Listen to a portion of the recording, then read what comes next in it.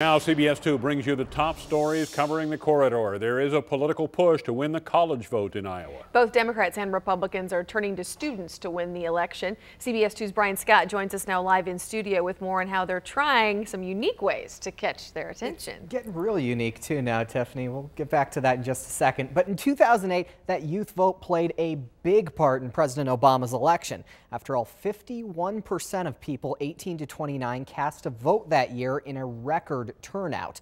Now both sides are trying once again to capture that demographic, with one taking a very attention-grabbing approach. There's going to be some challenges, but it'll be good.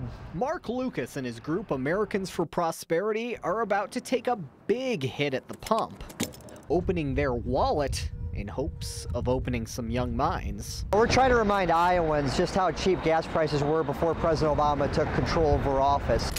So for one day only, they're hosting a blast from the past and turning that gas price back to that. We're looking at $1.84 per gallon, which was the national average back in 2008. Monday morning at 10 to the first 150 cars at this Coralville come and go. But that's not all. The Republican group will do the same thing in Waterloo and Ames next week. And they say the locations are no coincidence.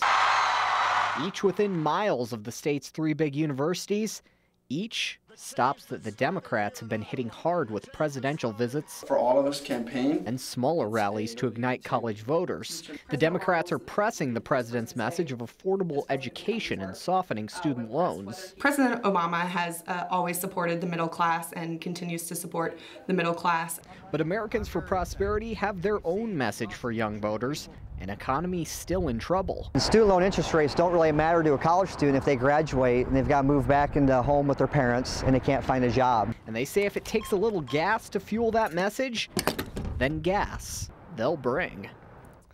Now, the latest Pew Research poll has the president leading amongst young voters by 59%. But with Romney ahead 3 points in the latest Rasmussen poll of Iowa, that base could be key for either side.